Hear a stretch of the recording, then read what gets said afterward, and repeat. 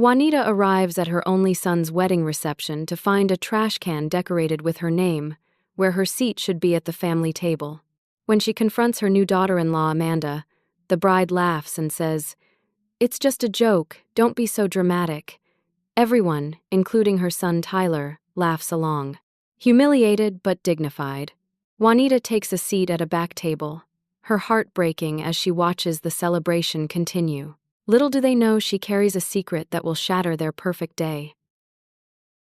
I never thought my only child would betray me this way.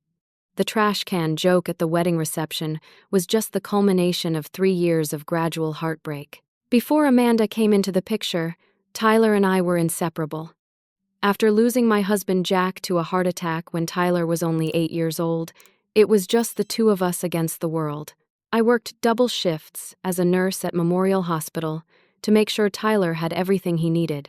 We lived in a modest 3-bedroom house in a good school district, and I stretched every penny to give him tennis lessons, summer camps, and eventually college tuition. When he graduated from State University with his business degree, the pride I felt watching him cross that stage made all those exhausted nights worth it. "We did it, Mom," he said, hugging me after the ceremony. "You and me. Dad would be so proud of us." Those words meant everything to me. Tyler had grown into a thoughtful, hard-working young man with his father's kind eyes and my stubborn determination. After college, he started at a financial services firm and quickly moved up the ranks. Every Sunday, he'd come over for dinner, sometimes bringing laundry like he was still my college boy, and we'd catch up on our week. If either of us needed anything, we were there for each other, no questions asked. Then, 3 years ago, when Tyler was 32, Amanda Lewis walked into his life.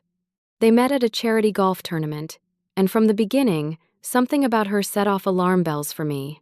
She was beautiful, with perfectly styled blonde hair and a dazzling smile that never quite reached her eyes.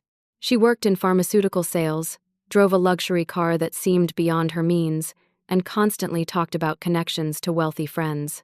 The first time Tyler brought her to Sunday dinner, I made my famous pot roast. Amanda barely touched it, claiming she was watching her figure, then spent the evening steering every conversation back to herself. "Your house is so quaint," she said, glancing around my living room where every piece of furniture held family memories. "Have you ever thought of updating it?" My friend Stacy bought her mother a condo in one of those senior communities. So much easier to manage. I was 62 at the time, still working full-time, active in my community garden club, and volunteering at the hospital. The last thing I needed was a senior community. Tyler jumped to my defense. "Mom loves her house. Dad built the back deck himself." Amanda smiled tightly. "Of course. I'm just thinking about the future." I should have seen it then, how she was already trying to edge me out. But I wanted to support Tyler's relationship, so I bit my tongue and brought out apple pie for dessert. Amanda took one small bite before declaring she needed to leave early for a conference call. Over the next 6 months, Tyler's Sunday visits became less frequent. When I called, he was always just heading out with Amanda. Then one Sunday, he showed up unannounced. "I've got news, Mom," he said, beaming. He reached into his pocket and pulled out a small velvet box. "I'm going to ask Amanda to marry me." My stomach dropped, but I forced a smile. "That's wonderful, honey. You seem very happy together." "We are. I know it's been quick, but when you know, you know." He opened the box, revealing a diamond ring that must have cost 3 months of his salary. "It was Grandma's. Dad gave it to you, and now I want to give it to Amanda." I had been saving that ring for this moment, but something felt wrong. Still, I hugged him and told him I was happy for him. What else could I say? That I didn't trust the woman he loved? That would only push him away. After the engagement, I barely saw Tyler. Amanda took control of wedding planning, rejecting my offers to help. When I suggested they consider my church for the ceremony, where Tyler had been baptized, Amanda laughed. "We've already booked the Hillcrest Hotel. It's where all my sorority sisters got married." The Hillcrest was the most expensive venue in town, way beyond what I could contribute. When I expressed concern about the cost, Amanda waved her hand dismissively. My parents are covering most of it. They want their only daughter to have her dream wedding. Each planning decision pushed me further to the sidelines. The final blow came when Tyler called to say they'd decided against having me walk him down the aisle, a tradition we'd always planned to honor his father. Amanda thinks it would look odd in the photos, he explained. And her dad is really looking forward to walking her down the aisle, so we don't want to overshadow that moment. The night before the wedding, the rehearsal dinner was held at an upscale restaurant I'd never been to. I sat at the far end of the table while Amanda's large family dominated the conversation. As I watched Tyler laugh with his future in-laws, he seemed like a stranger. After dinner, Amanda approached me with that artificial smile. "Tomorrow's going to be special," she said, squeezing my arm a little too hard. "I hope you're ready for it." There was something ominous in her tone, but before I could respond, she flitted away to chat with her bridesmaids. As I gathered my purse to leave, I overheard a fragment of conversation that made my blood run cold. "Don't worry about the old lady," Amanda was saying to her bridesmaid. "She won't be a problem much longer." I froze, then quietly moved closer, pretending to admire a painting on the wall. "Tyler's too attached to her," the bridesmaid replied. "How are you going to handle that?" Amanda laughed softly. "I have ways of dealing with inconvenient people.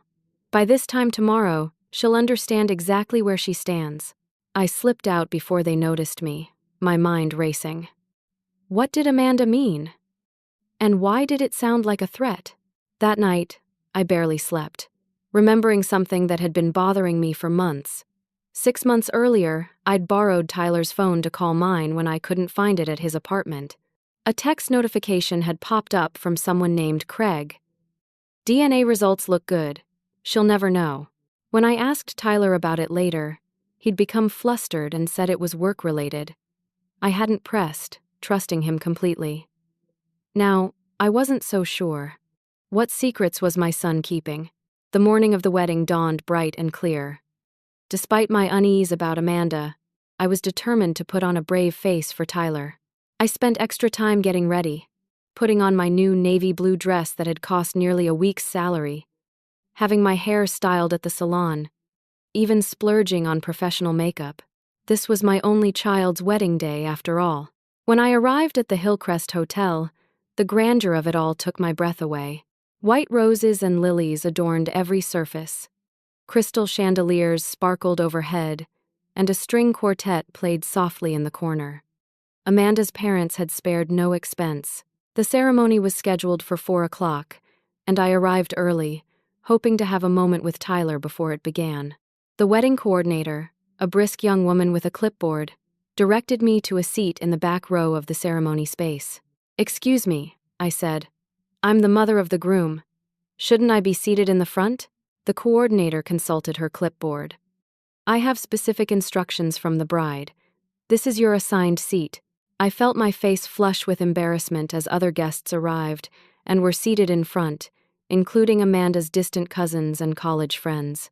From my seat in the back row, I could barely see when Tyler took his place at the altar, looking handsome in his tuxedo but noticeably nervous. I wanted to catch his eye, to give him a reassuring smile, but from where I sat, it was impossible. The ceremony itself was beautiful but impersonal. Amanda floated down the aisle in a designer gown that must have cost thousands, her father beaming beside her. The vows they exchanged were standard, with none of the personal touches that would have reflected Tyler's thoughtful nature. After the ceremony, the photographer gathered family members for photos. I stood waiting to be called, but after 20 minutes of various configurations of Amanda's family, the photographer announced they were finished. "Wait," I said, stepping forward. "What about photos with the groom's family? With me?" Amanda's mother gave me a dismissive glance. "We're running behind schedule, maybe later." There was no later. As guests moved to the cocktail hour, I found myself alone, watching as Tyler was surrounded by his new family, not once looking around for me. I fought back tears, reminding myself that this was his day, not mine. The reception was set to begin at 6 o'clock. I followed the crowd into the grand ballroom, searching for the seating chart to find my table. After several minutes of searching, I finally found my name on the very last table, far from the wedding party, seated with distant acquaintances who looked surprised to see me joining them. "Aren't you the groom's mother?" one elderly gentleman asked. "Why are you sitting all the way back here?" I forced a smile. I'm sure it was just an oversight. But when dinner was announced and families were called to the head table, I watched as Amanda's aunts and even her mother's best friend were seated in places of honor. There was no place for me. Confused, I approached the head table, scanning for my name card. That's when I saw it. Where the mother of the groom should have been seated was a small decorative trash can, wrapped in white satin with a ribbon that matched the wedding colors. My name was written on a card attached to it, the lettering elegant and deliberate. This was no oversight. Blood rushed to my face as several guests noticed and began to whisper. I stood frozen, unable to process what I was seeing. Then, Amanda looked up, her perfect smile widening as she saw me standing there. "Oh, Juanita, did you find your seat?" she called loudly enough for nearby tables to hear. "There's a trash can in my place," I said quietly, trying to keep my dignity. Amanda laughed, the sound like glass breaking. "It's just a joke, don't be so dramatic." Several of her bridesmaids giggled. Even Tyler, my son, my only child, smiled awkwardly, avoiding my eyes. "My family paid for this wedding," Amanda continued, "so we decide the seating arrangements." There wasn't room for everyone at the head table. I looked at Tyler, waiting for him to defend me, to say something, anything. He glanced at me, then down at his plate. "Mom, it's not a big deal," he muttered. "Just find a seat somewhere else." In that moment, something inside me cracked. I had raised this man on my own, given him everything, and he couldn't even stand up for me on his wedding day. With as much dignity as I could muster, I turned and walked back to my assigned table at the far end of the room, aware of the stares and whispers following me. I sat through the dinner in a fog, barely touching the elaborate meal. After an hour of enduring pitying glances, I was ready to leave when an elderly woman approached my table. She was small and frail, but her eyes were sharp and clear. "You're Tyler's mother, aren't you?" she asked, taking the empty seat beside me. I nodded, not trusting my voice. "I'm Eleanor, Amanda's grandmother," she said. "I want to apologize for my granddaughter's behavior. It was cruel and uncalled for." I was surprised by her kindness. "Thank you. I'm not sure what I did to make her dislike me so much." Eleanor's mouth tightened. "You exist. That's enough for Amanda. She doesn't like sharing attention or affection." She glanced around, then leaned closer. "This isn't the first time she's behaved this way. There are things about my granddaughter you should know." From her small beaded purse, she withdrew an envelope. "I've been gathering information. Amanda isn't who she pretends to be, and I'm afraid your son is in danger of being hurt terribly." "What kind of danger?" I asked, alarmed. Eleanor pressed the envelope into my hands. "Financial, emotional. Open this privately. And whatever you do, don't let Amanda know you have it." Before I could ask more questions, Eleanor was called away by a family member. I sat holding the envelope, feeling its weight both physically and metaphorically. What secrets could it possibly contain? And what should I do with them on my son's wedding day? I clutched the envelope Eleanor had given me, uncertain what to do. Part of me wanted to tear it open immediately, but the rational nurse in me knew this wasn't the time or place. I excused myself from the table and found my way to the ladies' room on the far side of the hotel, where I'd be less likely to encounter wedding guests. The bathroom was luxurious, with a small seating area separated from the stalls. I settled onto a velvet bench and carefully opened the envelope. Inside were several photographs and what appeared to be financial documents. The first photo showed Amanda in a restaurant, leaning intimately across a table toward a dark-haired man I'd never seen before. The timestamp on the photo was just 3 weeks ago. They were clearly more than friends, her hand resting on his, her expression one I'd never seen her direct at Tyler. The next few photos showed the same man and Amanda entering an apartment building, embracing in a parking lot, and sitting in a park. All taken within the last month, all showing unmistakable romantic involvement. I felt sick. My son was being betrayed by the woman he'd just married, and I was holding the proof in my trembling hands. But that wasn't all.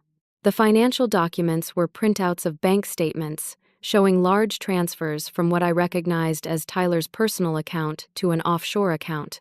$20,000 2 months ago, $35,000 last month, $15,000 just last week. In total, over $100,000 had been siphoned away. There was also a copy of a power of attorney document giving Amanda access to all of Tyler's financial accounts, including his inheritance from his father. It was dated just 1 month after they began dating, long before they were engaged. My head spun trying to understand how she had convinced him to sign something so reckless so early in their relationship. The final document was a credit report showing Amanda had opened multiple credit cards in Tyler's name, maxing them out with luxury purchases. The debt totaled over $70,000. I sat in stunned silence, trying to process what I was seeing. My son, who I'd raised to be careful and responsible, had been completely taken in by this woman. But why? How had she gained such control over him so quickly? Taking a deep breath, I gathered the documents and returned them to the envelope. I needed to think carefully about my next steps. Confronting Amanda at the wedding would only make me look like a jealous, interfering mother. I needed more information. When I returned to the reception, I watched Amanda with new eyes. She moved through the room with practiced charm, but there was a calculation in her interactions I hadn't fully appreciated before. She touched Tyler's arm possessively when speaking to other men, but her gaze constantly surveyed the room, as if looking for someone. About an hour into the reception, I noticed her attention repeatedly drawn to a table near the bar. Following her line of sight, I saw the dark-haired man from the photos. He was introduced to me later as Craig Bennett, Amanda's cousin who had flown in from Phoenix, the same Craig who had texted Tyler about DNA results. Throughout the evening, I observed Amanda finding opportunities to speak privately with Craig, their heads bent together in corners before separating quickly if anyone approached. My nurse's training and observation served me well, as I documented mentally every suspicious interaction while maintaining a composed facade. During a quiet moment, Tyler's childhood friend Sam approached my table with a glass of wine for each of us. "Thought you might need this," he said kindly. "Rough day, huh?" I accepted the wine gratefully. "You could say that." Sam lowered his voice.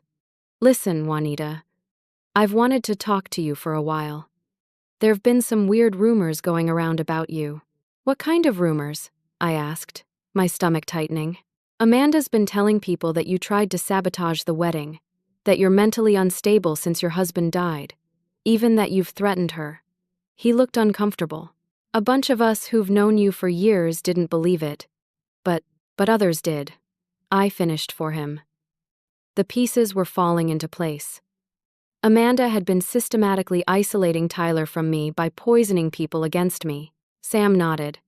"Tyler defended you at first, but lately he's been agreeing with her. It's like he's under some kind of spell." Before I could respond, a commotion at the head table drew everyone's attention. Amanda was standing, tapping her glass with a spoon. The room quieted as she began to speak. "Tyler and I have a special announcement," she gushed, pulling my son to his feet beside her. "We weren't going to share this until after our honeymoon, but I just can't keep it a secret any longer." She placed her hand dramatically over her stomach. "We're expecting. I'm 3 months pregnant. You're all going to be welcoming a new addition to our family in 6 months." The room erupted in cheers and applause.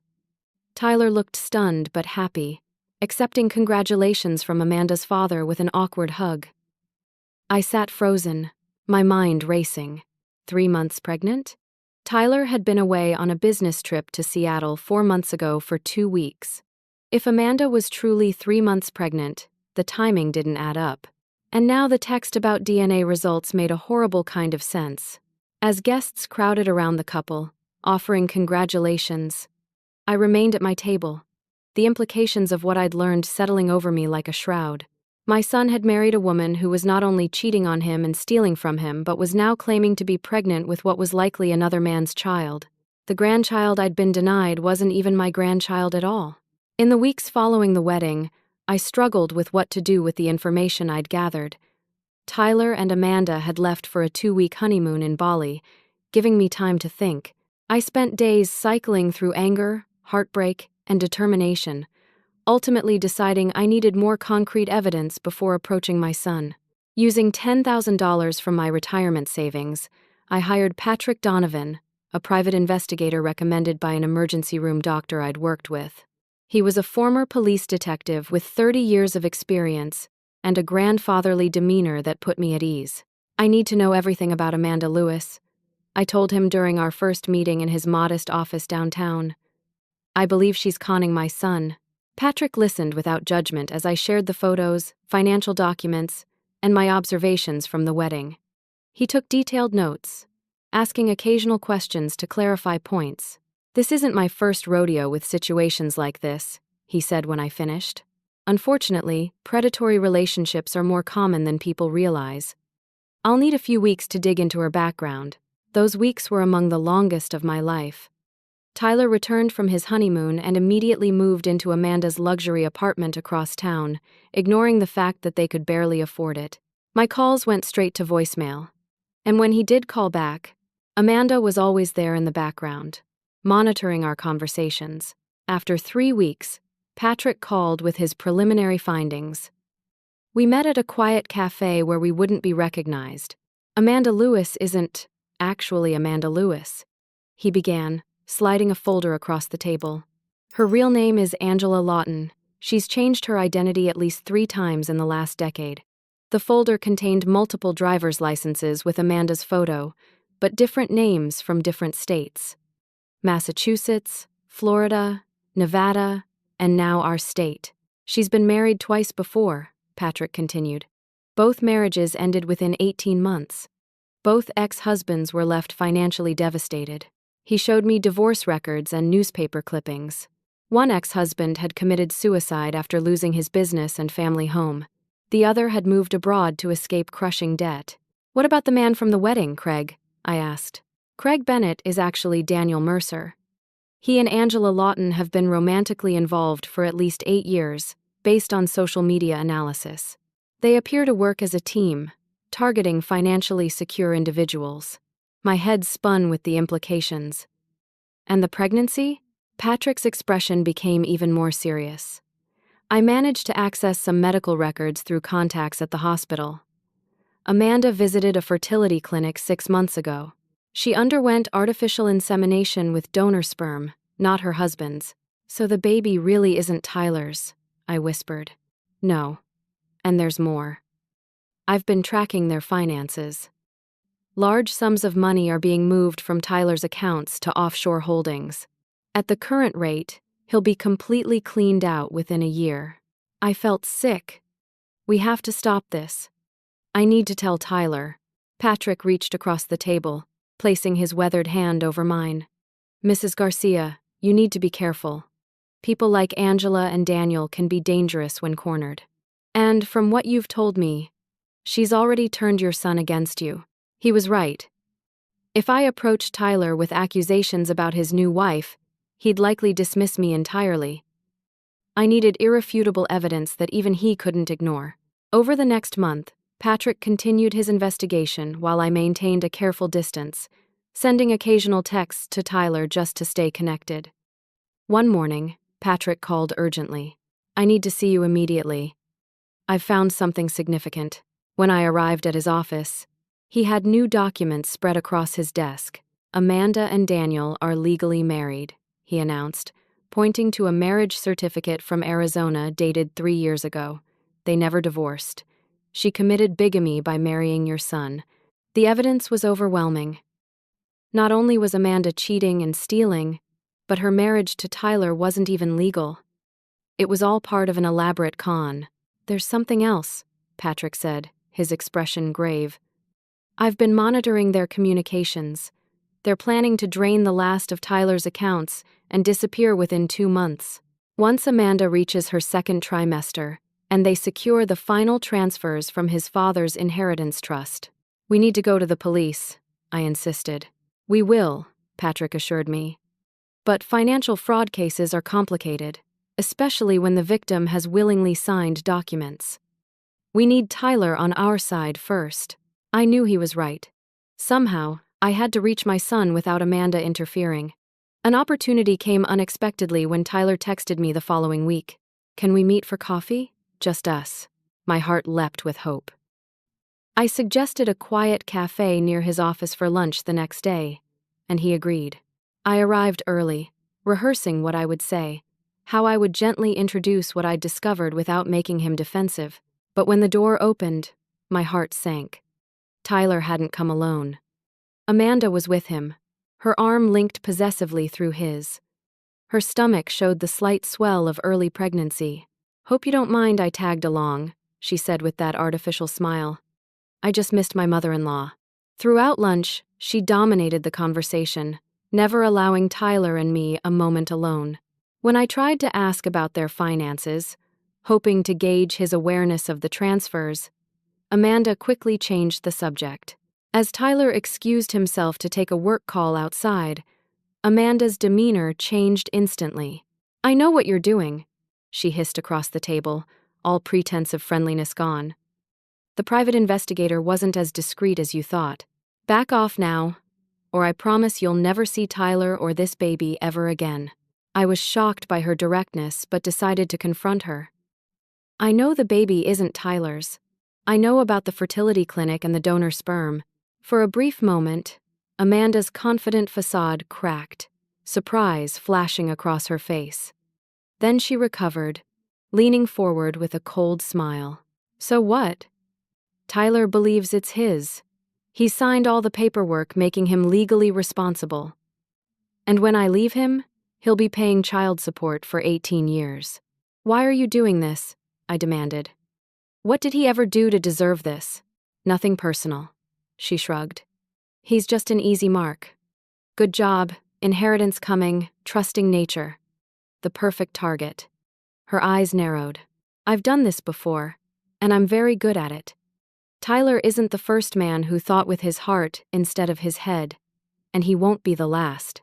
I'll tell him everything, I threatened. Amanda laughed. Go ahead. Who do you think he'll believe? His mentally unstable mother who's been jealous of our relationship from day one? Or his pregnant wife who's about to make him a father? She gathered her purse, preparing for Tyler's return. Face it, Juanita. You've lost. The sooner you accept that, the easier this will be for everyone. As Tyler returned to the table, Amanda's mask slipped back into place. She smiled lovingly at him, placing his hand on her stomach in a possessive gesture that made me nauseous. I couldn't find the right moment to say anything during the remainder of lunch. As we parted outside the restaurant, I hugged Tyler tightly, whispering, I love you, son. Whatever happens, please remember that. He looked confused but hugged me back. Love you too, Mom. As I watched them walk away, Amanda turned and gave me a triumphant smile over her shoulder. The message was clear. She had won. But what she didn't understand was that mothers never give up on their children. And I was just getting started. After my confrontation with Amanda, I knew time was running out. Patrick's investigation had revealed that Amanda and Daniel planned to clean out Tyler's accounts and disappear by the end of the month. I had to act quickly. I spent days organizing the evidence, creating a clear timeline of Amanda's deception. Patrick provided surveillance photos, financial records, and even recorded conversations between Amanda and Daniel discussing their plans. It was overwhelming, irrefutable proof. I called Tyler and asked him to meet me alone at Riverside Grill, the restaurant where we'd celebrated every important occasion since he was a child. To my relief, he agreed. Just you and me, he promised. I have a break between meetings tomorrow at noon. I arrived 30 minutes early, securing a private corner booth and arranging the folders of evidence beside me. My hands trembled slightly as I sipped water, rehearsing what I would say. This wasn't just about exposing Amanda. It was about saving my son from emotional and financial devastation. At exactly noon, the restaurant door opened. My heart sank when I saw not Tyler, but Amanda striding toward me, dressed in an expensive maternity outfit that showcased her growing baby bump. She slid into the booth across from me, her smile cold. Tyler couldn't make it, she said, signaling the waiter for water. Emergency at work. He asked me to come instead. I doubted Tyler even knew about our planned meeting. I asked to see my son alone, and I decided that wasn't going to happen. Amanda's gaze dropped to the folders beside me. What's all this? More of your investigator's work? I straightened my shoulders, deciding to confront her directly. Yes, I know everything, Amanda. Or should I call you Angela Lawton? Her expression flickered briefly before settling into amused disdain. You've been wasting your retirement money on fairy tales. I have your marriage certificate to Daniel Mercer. I have bank records showing you've stolen over $200,000 from Tyler. I have medical records from the fertility clinic proving you used donor sperm. I opened one folder, turning it to face her. I even have recordings of you and Daniel planning your escape. Amanda glanced at the documents, then back at me, her composure never wavering. Impressive collection of forgeries. Is this how you plan to win Tyler back? By creating elaborate lies about his wife? They're not lies, and you know it. She leaned forward, voice lowered. Listen carefully, Juanita. You're right about everything. The baby isn't Tyler's. Daniel and I have been together for years. We've done this before, and we're very good at it. Her smile widened. But none of that matters, because Tyler will never believe you. Her brazen admission stunned me. Why are you telling me this? Because I want you to understand how powerless you really are. She took a sip of water. Tyler trusts me completely. I've spent the last 3 years making sure of that, while systematically destroying his trust in you. He's my son. He knows me. Does he? The Tyler who knew you, who trusted you, doesn't exist anymore. I've rewritten his memories, planted doubts, created a narrative where you're the villain. She checked her diamond watch. I could tell him you threatened me today, that you're having delusions about me being an imposter, and he would believe it without question. Why, Tyler? I asked, fighting to keep my voice steady. Of all the men you could have targeted, why my son? Amanda's expression hardened. His father's inheritance trust. $1.2 million, accessible only after marriage or his 40th birthday. The prenuptial release clause was child's play to manipulate. Your son isn't just trusting, Juanita. He's pathetically naive. I felt physically ill hearing her speak so callously about Tyler, about the money his father had worked so hard to leave him. You won't get away with this. I already have. The final transfers happen next week. By the time you convince anyone who matters, Daniel and I will be enjoying our new life. Her eyes narrowed. Back off now, and I might allow you the occasional visit with Tyler before we move overseas. Keep pushing, and I'll make sure he never speaks to you again. The restaurant door opened again, and to my surprise, Tyler walked in. Amanda's expression instantly transformed, softening into loving welcome as she waved him over. Tyler, what a wonderful surprise. Your mom and I were just having a lovely chat. My son looked confused as he approached our booth. I thought we were meeting alone, Mom. Before I could respond, Amanda cut in. I stopped by to say hello when I was picking up lunch nearby. Wasn't that a nice coincidence? Tyler slid in beside her, dropping a kiss on her forehead. The casual intimacy of it twisted my heart. This was my moment, possibly my last chance. Tyler, there's something important I need to tell you about Amanda, I began. Actually, Amanda interrupted, your mother was just telling me some concerning things. I'm worried about her, honey. Tyler frowned. What things? She seems to believe I'm some kind of imposter named Angela. Amanda's voice dripped with concern. She has folders full of fake documents. She's been having me investigated. Mom, what is she talking about? Tyler turned to me, his expression a mixture of confusion and growing anger. It's not like that, I insisted, opening one of the folders. Tyler, Amanda is not who she claims to be. She's married to someone else. She's stealing your money. The baby isn't even yours. Not this again, Tyler groaned, pushing away the folder without looking at its contents. First you try to sabotage our wedding, and now this? Sabotage your wedding? I never did anything of the sort. Then explain the calls to the venue trying to cancel our reservation. The emails to Amanda's parents questioning their ability to pay. The rumors you spread about Amanda being after my money. I stared at him in shock. I didn't do any of those things. Amanda placed a comforting hand on Tyler's arm. It's okay, honey. Your mom is just having a hard time letting go. It happens. Tyler's face hardened in a way I'd never seen before. I've been patient, Mom. I've made excuses for your behavior because I know how close we were. But this has to stop. Amanda is my wife. She's carrying my child. Either accept that reality or... He trailed off. Or what? I challenged. Or I can't have you in our lives. He looked me directly in the eyes.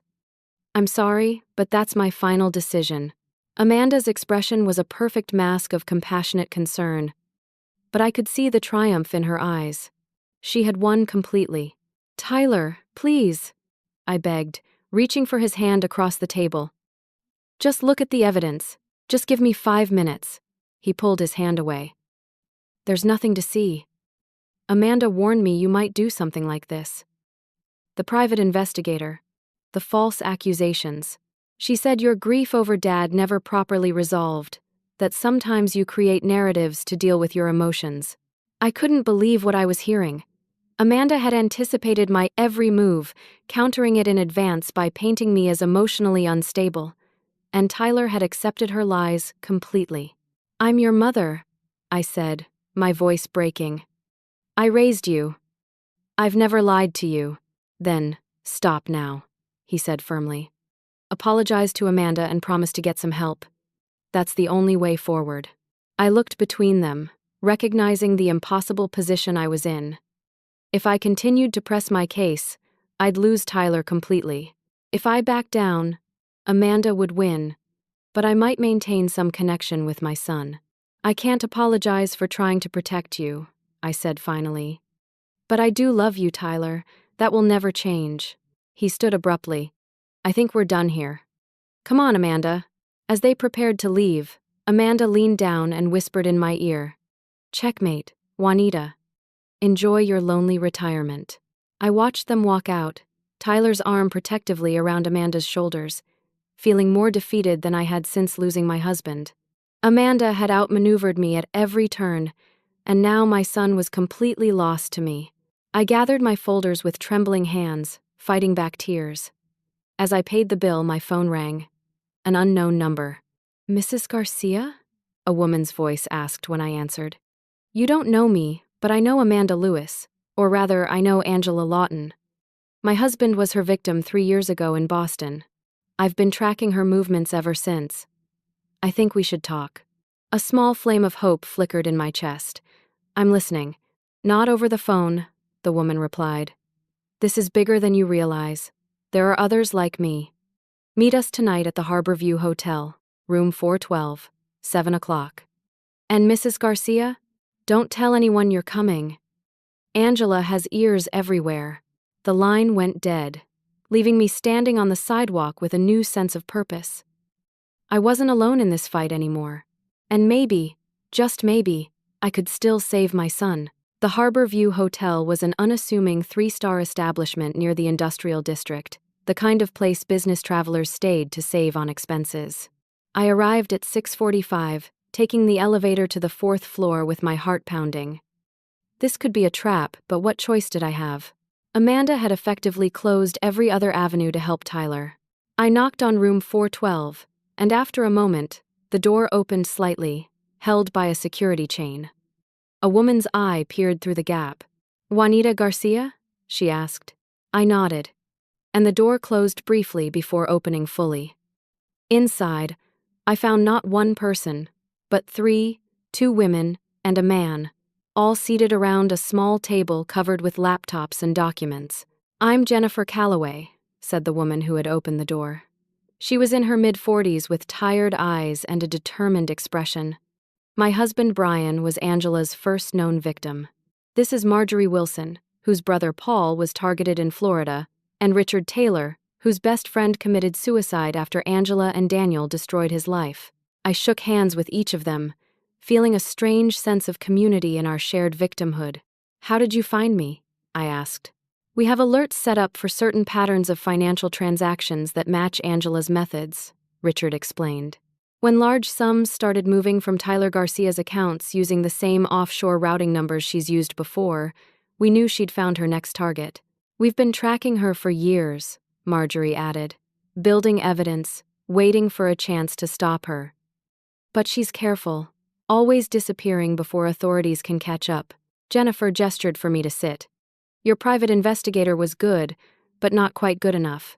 When he started asking questions, it tipped off Angela and Daniel that you were onto them. That's why she accelerated their timetable, I realized. They're planning to clean out Tyler's accounts and disappear within a week. Richard nodded grimly. Standard procedure for them. Once they realize someone's investigating, they cut their losses and run. Usually, they aim for about 70% of the total available assets. Greed has been their only mistake in the past. So what can we do? I asked, desperate for solutions. Tyler won't listen to me. The police say it's a civil matter since he signed the documents willingly. Jennifer smiled for the first time. That's where we come in. We've spent years building a case. Financial fraud, identity theft, bigamy across multiple states. We just need Angela and Daniel to make one crucial mistake that ties all the cases together. What kind of mistake? A public admission of guilt, Marjorie explained. Something recorded, witnessed, that can't be explained away. Ideally, with both of them present. Over the next few hours, they shared their stories, each painfully similar to my own. Jennifer's husband had lost his technology company and their family home. Marjorie's brother had been left with over $300,000 in debt. Richard's friend, unable to face the shame and financial ruin, had taken his own life. The problem is, Richard said, each victim feels isolated, embarrassed. They don't want to admit they were conned, especially men. Angela targets their masculinity, makes them feel like failures if they can't provide what she wants. And she's careful to isolate them from family and friends who might spot the warning signs, Jennifer added. As the night wore on, we developed a plan. Knowing Amanda's greed and Daniel's overconfidence were their weaknesses, we would set up a fake investment opportunity too tempting to resist. One that would require them both to be present, where we could record their conversations and catch them admitting to their scheme. I'll use my connections in the hospital, I offered. I can create a convincing story about a new medical technology investment, exclusive to hospital staff and their families. Something with a guaranteed high return that requires immediate action. Perfect, Jennifer agreed. And I'll pose as the investment banker. I worked in finance for 15 years. I can talk the talk. Richard would handle the technical aspects, ensuring everything was recorded properly, while Marjorie would coordinate with a lawyer friend who specialized in fraud cases, making sure our evidence would be admissible. We worked through the night, crafting the perfect lure. By morning, Operation Trash Can was in place, named in bitter commemoration of my wedding humiliation. Over the next 2 weeks, we laid the groundwork carefully. I accidentally left investment brochures where Tyler would see them during a brief, tense visit to drop off his mail. I mentioned casually that several doctors I worked with had tripled their investments in just months. As expected, Tyler mentioned it to Amanda. Just as we'd hoped, Amanda reached out to me, her voice dripping with false warmth. Tyler mentioned some investment opportunity at your hospital. Tell me more about that. I played my part perfectly, pretending to be eager to repair our relationship by sharing this exclusive opportunity with them. It's normally just for hospital staff, but I could get you in. The minimum investment is $50,000, though. That won't be a problem, Amanda said quickly. We can move some funds around. The trap was baited. Now we needed her to bring Daniel to the meeting. Richard suggested creating a requirement that both spouses had to be present for the paperwork. What about Tyler? I worried. He'll be there too. That's what we want, Jennifer assured me. He needs to hear them incriminate themselves. It's the only way he'll believe the truth. 2 days later, I received a text from Amanda. We're interested in the investment. When can we meet your banker friend? Everything was falling into place. We scheduled the meeting at an upscale hotel conference room, equipped with hidden recording devices and a team of witnesses in adjacent rooms. Jennifer would pose as the investment banker. while I would ostensibly be there to vouch for Tyler and Amanda. The morning of the meeting, my phone rang. It was Tyler. "Mom, Amanda's not feeling well this morning. Morning sickness. She's asked if her cousin Craig can come to the investment meeting in her place. He has financial expertise." My heart raced. This was even better than we'd planned. Both Amanda's fake husband and her real husband in the same room. "That's fine," I said casually. "As long as someone representing both of you is there." As I hung up, I immediately called Jennifer to update the plan. "Daniel will be there instead of Amanda." This could work even better. 2 hours before the meeting, another complication arose. A baby shower invitation arrived in my mailbox, decorated with blue balloons and teddy bears. Inside was a handwritten note from Amanda.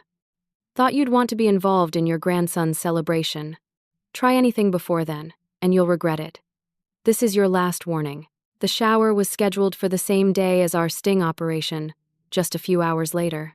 Amanda clearly had no idea I'd be setting a trap that very day.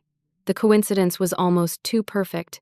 I arrived at the hotel early, meeting with Jennifer, Richard, and Marjorie to ensure everything was in place. The conference room was professional but intimate, with recording devices hidden in flower arrangements and beneath the table. In adjacent rooms, 2 police detectives waited, along with Marjorie's lawyer friend. They had agreed to observe but would only intervene if clear evidence of criminal activity emerged. At 2 o'clock precisely, Tyler arrived with Daniel Craig Bennett in tow. I embraced my son stiffly, feeling his reluctance as he returned the hug.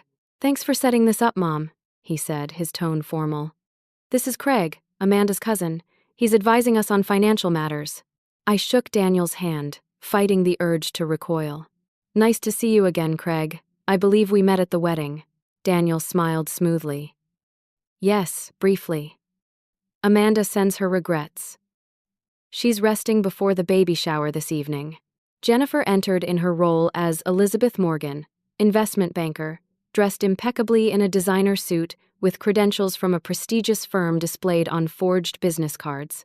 She conducted the meeting flawlessly, explaining the opportunity in convincing detail while Richard recorded everything from the adjacent room. "The initial returns are guaranteed at 18%, Jennifer explained, showing charts and graphs. "But the real growth comes after 6 months when the technology goes to market. Previous investors have seen their money triple." Tyler looked impressed, but Daniel was asking all the right questions, probing for details with the expertise of someone well-versed in financial scams himself. "And this is exclusive to hospital staff?" he asked skeptically. "And their immediate family," Jennifer confirmed. "It's part of a staff retention program that's been very successful. Mrs. Garcia's referral is what makes you eligible." Daniel nodded, seemingly satisfied. "We'd like to invest $100,000. Can we transfer the funds today?" Tyler looked surprised. "I thought we agreed on $50,000, Craig." "Trust me, Tyler," Daniel said smoothly. "With returns like this, we should maximize our investment. Amanda and I discussed it this morning." I caught the slip immediately. Why would Amanda discuss financial decisions with her cousin rather than her husband? Tyler, however, didn't seem to notice. Jennifer pushed a document across the table. "I'll need both of you to sign here. And we'll need the funds wired by close of business today." As they reviewed the paperwork, Jennifer casually asked, "So how long have you been advising Amanda and Tyler on their finances, Craig?" "Since before they met," Daniel replied absently, still reading the fine print. "Amanda and I have always been close. And you're comfortable moving such large sums on short notice?" Daniel looked up, a flash of annoyance crossing his face. "We have our systems. Tyler's accounts are quite flexible since Amanda gained access." Tyler frowned slightly. "What do you mean, gained access?" "I added Amanda to my accounts after we were married." I saw panic flicker across Daniel's face as he realized his mistake. He recovered quickly. "That's what I meant. After you were married." But Jennifer pressed further. "Have you assisted Amanda with other financial ventures in the past?" "Several," Daniel said, his confidence returning. "We've had excellent success with short-term investments that yield quick returns before moving on." "Moving on?" Tyler questioned. Daniel realized too late the trap he was walking into. He glanced at his watch. Look at the time. Amanda will be waiting for us at the shower. Perhaps we should continue this another day. Just a few more questions, Jennifer insisted.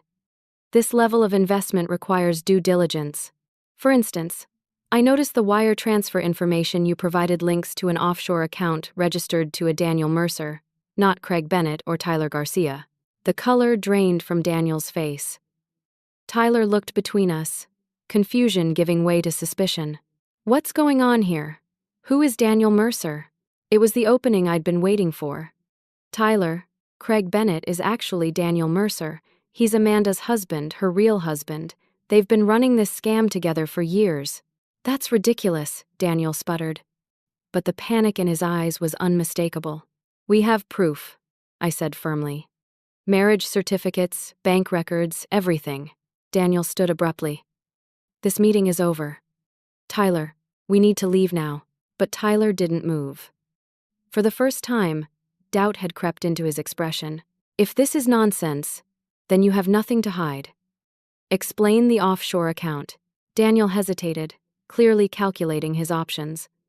The door to the conference room opened, and one of the detectives entered, followed by Marjorie and Richard.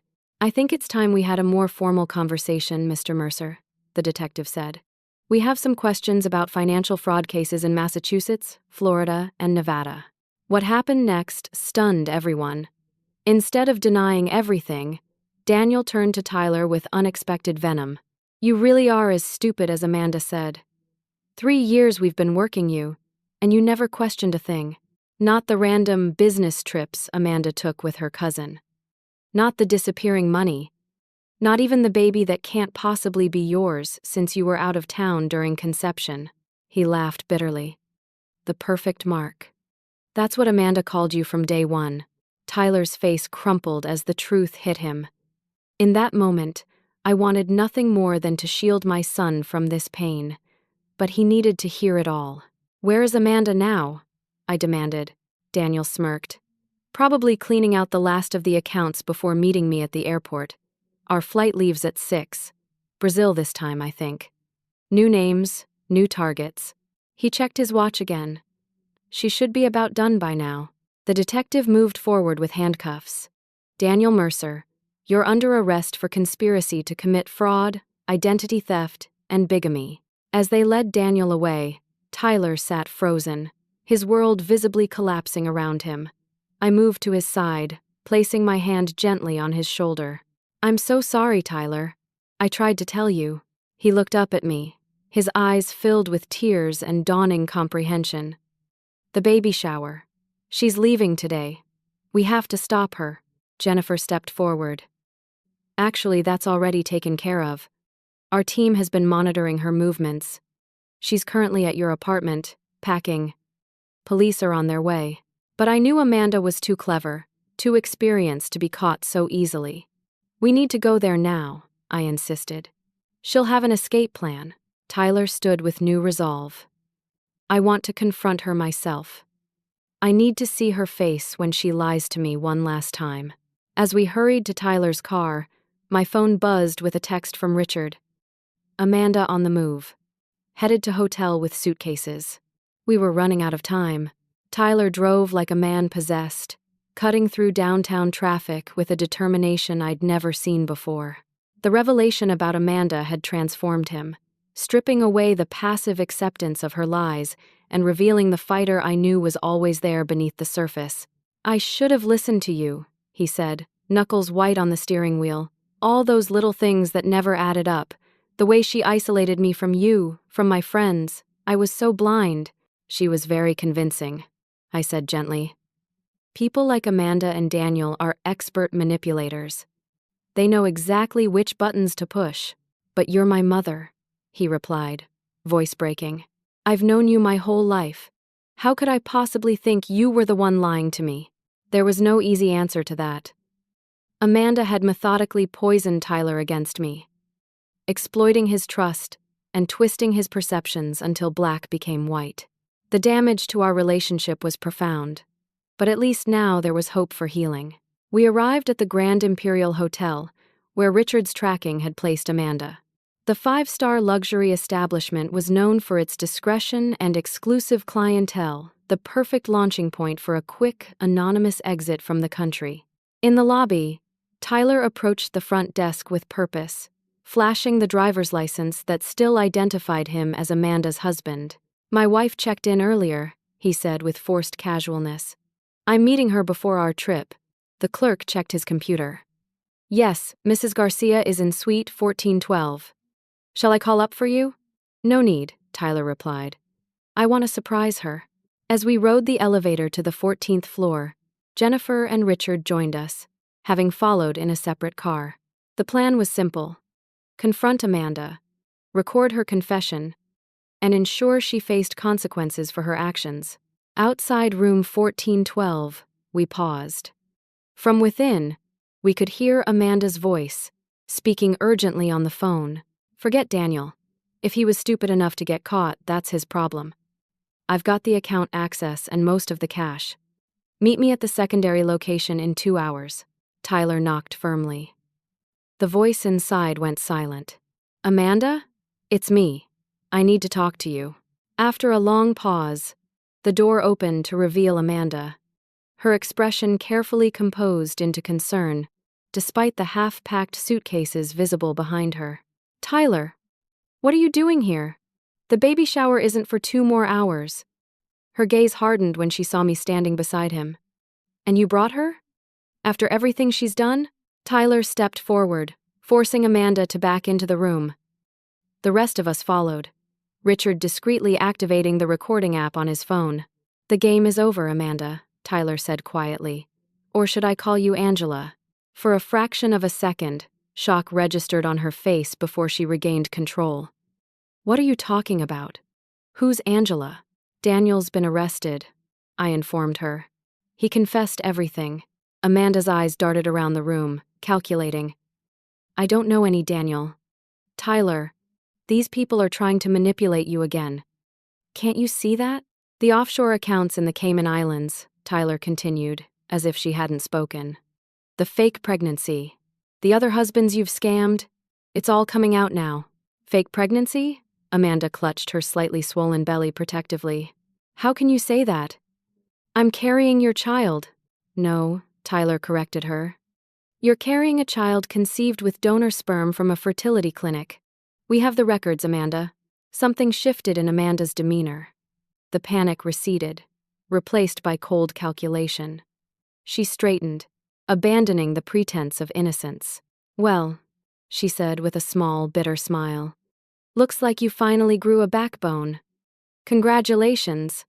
Mommy must be so proud." The casual cruelty of her words hit Tyler visibly, but he stood his ground. "Why? I loved you. I gave you everything." That was the point, wasn't it? Amanda moved to the minibar, pouring herself a drink with steady hands. "You were an easy target. Financially secure, emotionally needy, desperate to please. Men like you are a dime a dozen." "And the baby?" I asked, unable to contain my disgust. "How could you use an innocent child as part of your scheme?" Amanda shrugged. "Insurance. Men will walk away from a wife, but not a child. It guarantees support payments for 18 years. The long game, as Daniel calls it. You're going to prison," Tyler stated flatly. "Both of you," Amanda laughed, a hollow sound devoid of humor. "No, I'm not. Because unlike Daniel, I'm not stupid enough to confess to anything. This is just a conversation. No evidence, no witnesses who aren't already emotionally involved. In court, it would be my word against yours. Except for the recordings," Richard interjected, holding up his phone, "and the sworn statements from your previous victims, and the financial records showing systematic fraud across multiple states." For the first time, genuine fear flashed across Amanda's face. She hadn't anticipated a coordinated effort against her, had never considered that her previous victims might band together. "You can't prove anything," she insisted, but her voice lacked conviction. "Actually," Jennifer stepped forward, "we already have. While you've been talking, police have been freezing the accounts you transferred money to this morning. They've also been in contact with authorities in Brazil, where you apparently planned to flee. Amanda's composure finally cracked. "This is all your fault," she hissed at me. "You couldn't stand to see your precious son happy with someone else. You had to ruin everything." "No, Amanda," I replied calmly. "You did this to yourself, and to all the others before Tyler." A knock at the door announced the arrival of the detectives who had arrested Daniel. As they entered with a warrant for Amanda's arrest, she made one last desperate attempt to manipulate Tyler. "You don't want to do this," she pleaded, suddenly tearful. "Think about the baby, Tyler. Your child." "It's not my child," Tyler said firmly. "And you've never cared about anyone but yourself. Detective, she's all yours." As the officers led Amanda away in handcuffs, her mask dropped completely.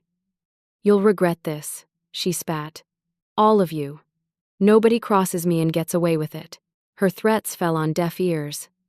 The nightmare was finally over.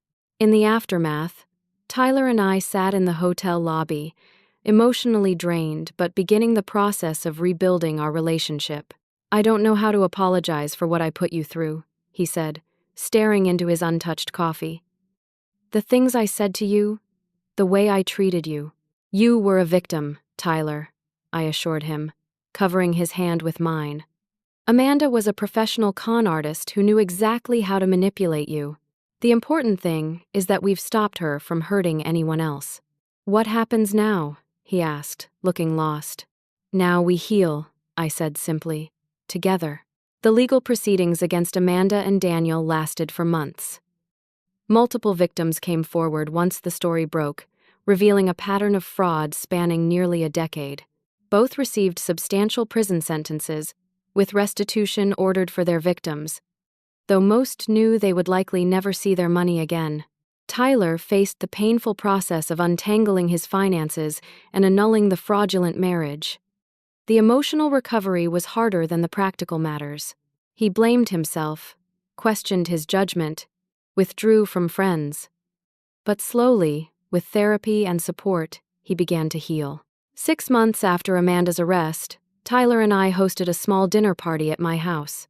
Jennifer, Richard, and Marjorie had become dear friends through our shared experience, and Tyler had reconnected with old friends who welcomed him back without judgment. Among them was Allison, a pediatric nurse from my hospital who had recently transferred from another city. She and Tyler had developed a cautious friendship that showed promising signs of blossoming into something deeper. Unlike Amanda, Allison was genuine, kind, and respectful of the bond between Tyler and me. As we gathered around the dining table where a special chair with my name was placed at the head in a gentle reclaiming of the wedding humiliation I'd endured, I felt a profound sense of gratitude. The nightmare had ended, and from its ashes, something new and stronger had emerged. Tyler stood to offer a toast, his eyes meeting mine with the warmth and connection I'd feared was lost forever. "To my mom," he said, raising his glass, "who never gave up on me, even when I gave up on her, who fought for the truth when it would have been easier to walk away. I wouldn't be here without you. And to new beginnings," I added, including everyone in my gaze. Because sometimes the trash can meant to break you becomes the place where you find what matters most: truth, dignity, and the courage to fight for those you love. Later that evening, as the guests prepared to leave, Tyler pulled me aside, embracing me tightly. "I love you, Mom," he whispered. "I'm so sorry for ever doubting you." "I love you too, son," I replied, holding him close. "Always have, always will." In the end, that's what Amanda never understood. True family isn't about control or manipulation. It's about standing by each other through humiliation and heartbreak. It's about fighting for each other when all seems lost. And sometimes, it's about finding the strength to expose painful truths because love demands nothing less than honesty and respect. As I watched Tyler laughing with Allison on the porch, I knew we had all learned a valuable lesson. Trust must be earned and cherished. Love must be built on truth. And family worthy of the name holds you up when others try to throw you away like trash. Have you ever had to stand up for someone you love when everyone else doubted you? Or have you experienced betrayal from someone you trusted completely? I'd love to hear your stories in the comments below. Sometimes sharing our experiences helps others recognize warning signs in their own relationships. If this story touched you, or might help someone you know, please like, subscribe, and share. Thank you for listening. And remember, true strength isn't in never falling, but in rising every time someone tries to knock you down.